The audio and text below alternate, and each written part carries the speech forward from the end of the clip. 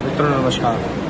इस वक्त मौजूद है बरेली बार एसोसिएशन के सभागार और यहाँ पर ध्वजारोहण के बाद ये कार्यक्रम शुरू हो चुका है। इस कार्यक्रम में जिला जज समेत कई न्यायिक अधिकारी और कई वरिष्ठ अधिवक्ता मौजूद हैं। आइए देखते हैं संपूर्ण। जुड़े रहिए हमारे साथ।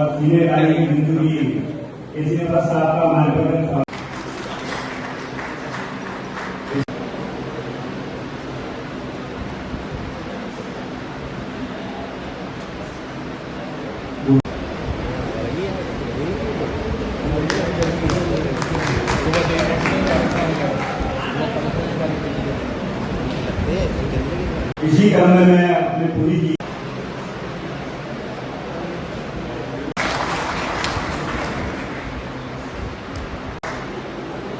इसी क्रम में मैं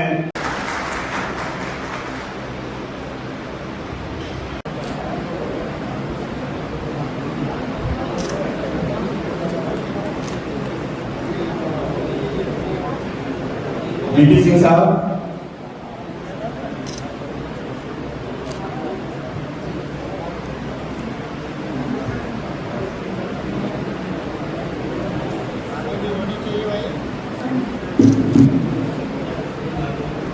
तालियां कम बज रही है।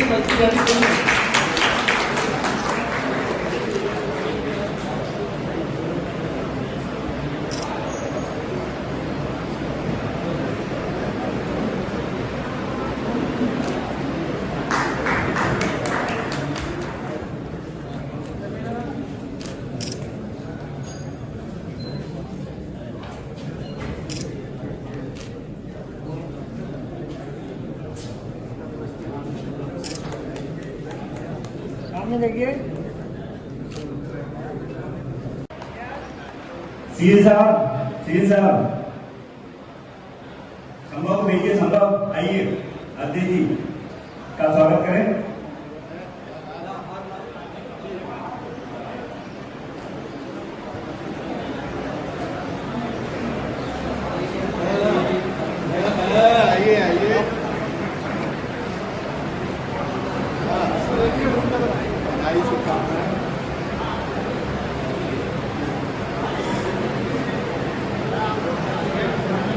विजय जी आइए प्लीज। अनुज जी आइए। हो गया?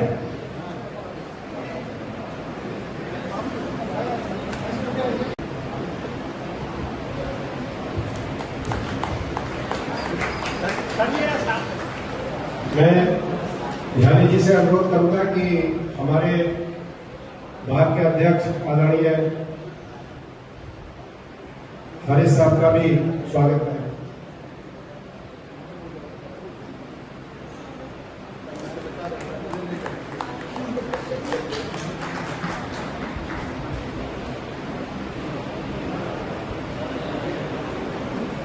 मैं ध्यानी जी से अनुरोध करूंगा कि फैमिली कोर्ट के हमारे जज साहब का भी माल्यार्पण पर स्वागत करें और ध्यानी जी से अनुरोध है कि हमारे एडीजे फर्स्ट साहब उनका भी माल्यार्पण पर स्वागत करें।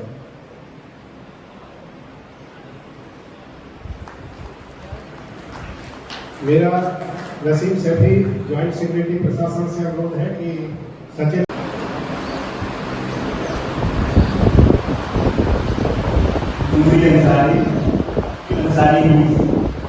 अध्यक्ष का माल्यार्पण पर स्वागत करें।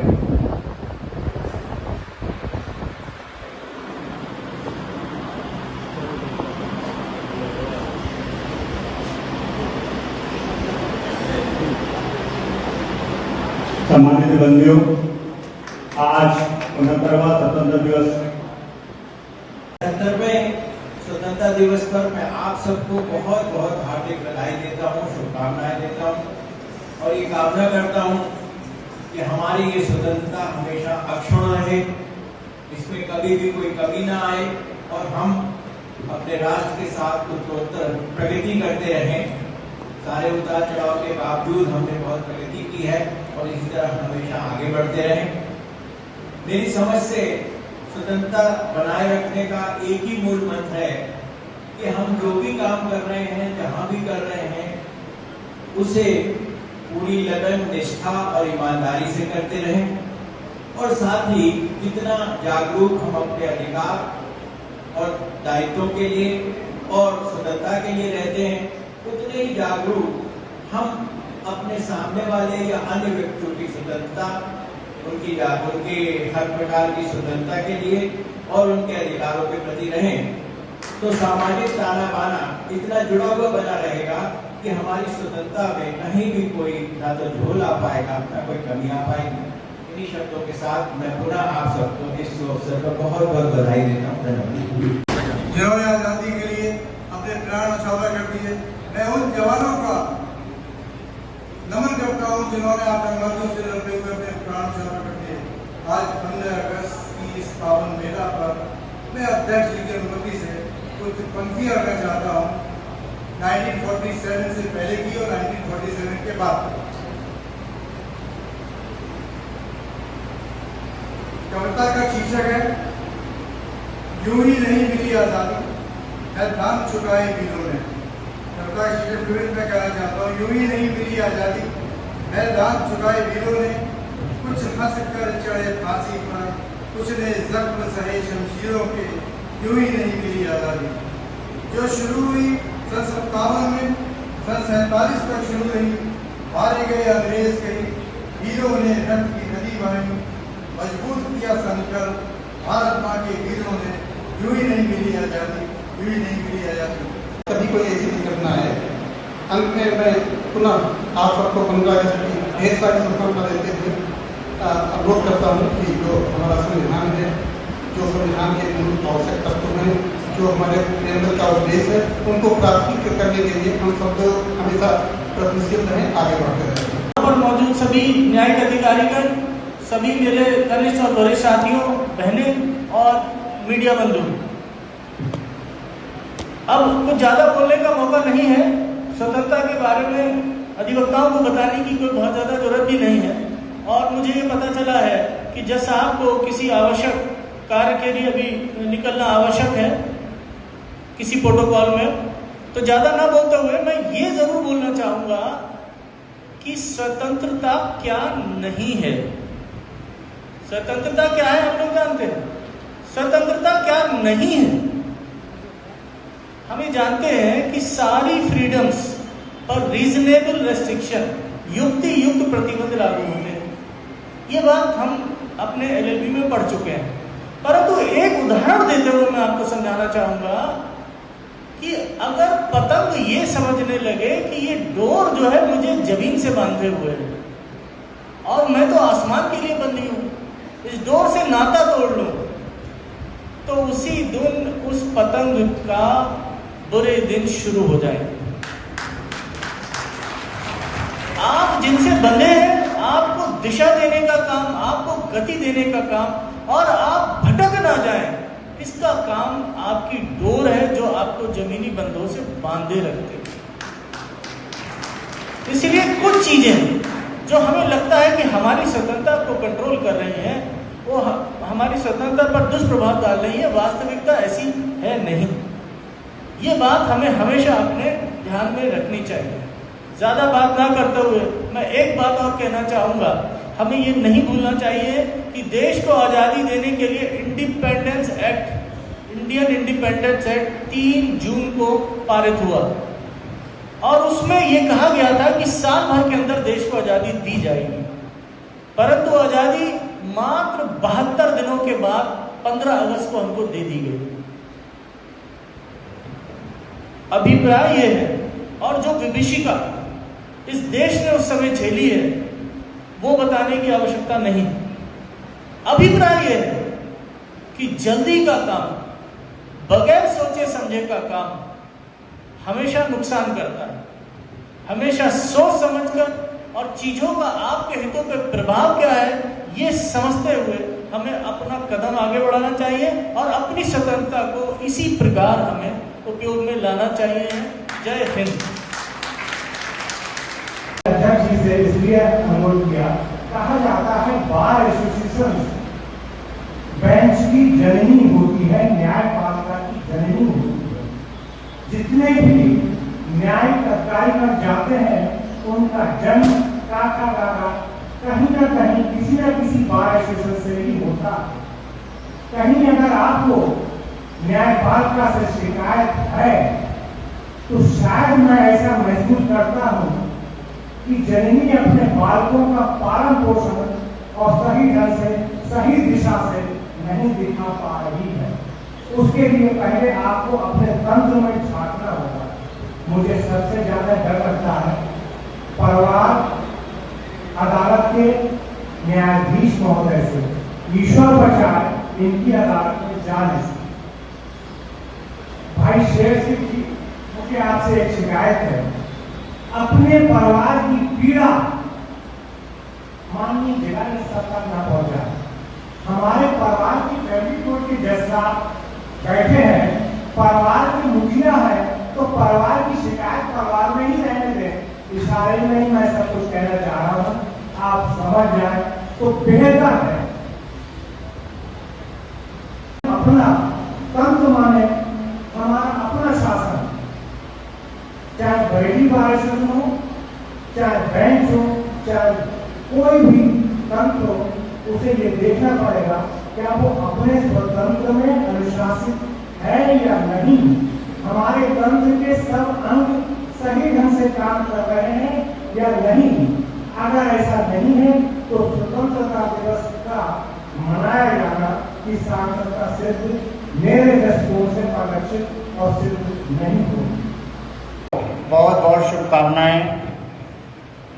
इस अवसर पर तमाम वक्ताओं ने अपने विचार व्यक्त किए और कुछ विचार ऐसे व्यक्त किए गए जो अभी तक हम नहीं समझ पाए। जैसे सीता जी के चरणों में चोंच मारने वाली है, तो हमें तो यही समझ में आया कि माँ सीता के चरणों में यदि कोई चोंच मारता है तो वो कोई ऐसा पंछी हो सकता है जो सलाम करने के उद्देश्य से चोंच मारा होगा, दुस्साहस करने के लिए नहीं। क्योंकि सीता जी के सम्मान में कोई अनावश्यक या हिकमत अमली कोई अनावश्यक या हुक्म उधूली कर सकते हैं या उनको डिसरिस्पेक्ट कर सकते हैं। चोंच मारने का प्रश्न ही नहीं उठता है। मैं आपको इस अवसर पर बहुत बहुत शुभकामनाएं देता हूं और कहीं न कहीं ये हमारे सक्सेना जी की भावना है, तो मैं इस गूढ़ रहस्य को समझने के लिए इनको आमंत्रित भी करता हूँ कि कम से कम मुझे भी गूढ़ बात और रहस्य को समझा दें ताकि हमारे जीवन में भविष्य में काम आएगा।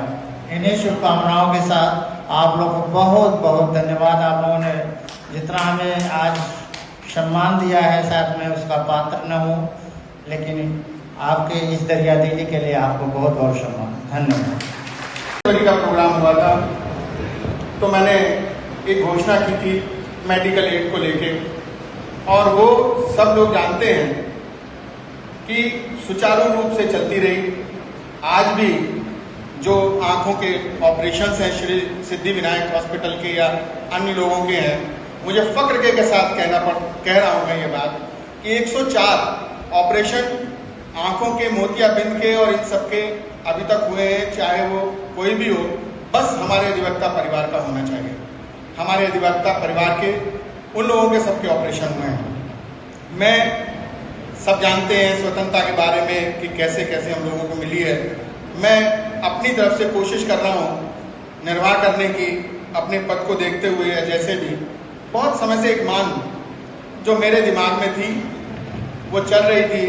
मैं अपने साथियों के सामने, अपने मंचासीन श्रीज मल्होत्रा और अन्य न्यायिक अधिकारीगण के सामने ये घोषणा करता हूँ कि आज के बाद आज मतलब 15 अगस्त के बाद जो मेडिक्लेम की राशि है, जो हमारी बहुत कम राशि थी, वो आज के बाद 25,000 रुपये हो जाएगी। मैं इस मंच से ये भी घोषणा करता हूं कि जो मृतक राशि थी, जो बहुत न्यूनतम राशि थी, जो बिल्कुल लगता था कि ये बहुत कम है, मैं उसको भी बढ़ाकर 50,000 रुपये की घोषणा करता हूं। मातृशक्ति यहाँ मौजूद है। मैं अपने अधिवक्ता साथियों के साथ आजकल बेटी बचाओ बेटी पढ़ाओ वाला अभियान है, मैं उसका बहुत साल कन्वीनर भी रहा हूँ, सदस्य भी रहा हूँ, कमेटी में भी रहा हूँ, मेंबर भी रहा हूँ, सारी चीज़ें रही हैं और बेबी फोल्ड से आज तक जुड़ा हुआ हूँ। पता नहीं क्यों उन्होंने मुझे नहीं हटाया। मैं आज भी उनका आभार व्यक्त करता हूँ कि उनसे जुड़ा हुआ हूँ। इसी क्रम में मैंने ये सोचा है और अपने सचिव और कार्यकारिणी के सदस्यों के साथ मंत्रणा करके ये तय किया है कि यदि प्रत्येक अधिवक्ता साथी जिसके यहाँ पहली बेटी होगी उसको बरेली बार एसोसिएशन 11,000 रुपये की एफडी करा के देगी, जो उसके भविष्य में काम आए। साथियों, समय बहुत बीत गया है, सांस्कृतिक कार्यक्रम में होना है, हमारे जिला जज साहब को भी जाना है। माननीय उच्च न्यायाधीश महोदय कुछ ही देर में शायद सर के राव पधारने वाले हैं। मैं अपनी इन्हीं बातों को समाप्त करते हुए, अपनी योजनाओं को समाप्त करते हुए और आप सब लोगों का यहाँ मौजूद लोगों का आभार व्यक्त करते हुए बहुत बहुत धन्यवाद देता हूँ और बरेली बार एसोसिएशन की तरफ से आपके पधारने का बहुत बहुत आभार व्यक्त करता हूँ।